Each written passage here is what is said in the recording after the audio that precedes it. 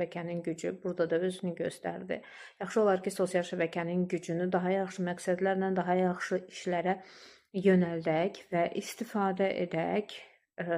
Pinqvinin hərəkətinə hansısa adı yükləmək, hansısa psixoloji məqamları yükləmək və insanlara bundan təsir etmək, insanlara bundan nələrsə aşılamağa çalışmaq çox mənasız, cəfəngiyat gəldi mənə, sözün açığı.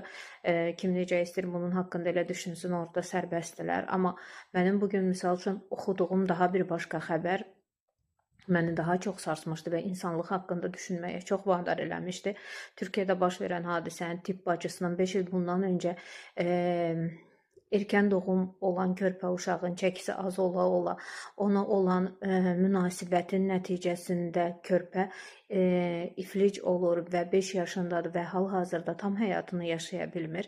Və mən düşündüm ki, tibb bacıları, tibb sahəsinin işçiləri belə psixoloji testdən keçməlidirlər. Yəni, bu testdən keçmək lazımdır ki, hər kəs ora övladını, canını, həyatını etibar edir və biləsən kimə etibar edirsə. Gəlin birazca bunlar haqqında düşünək, çünki bunlar bizim reallıqlarımızdır.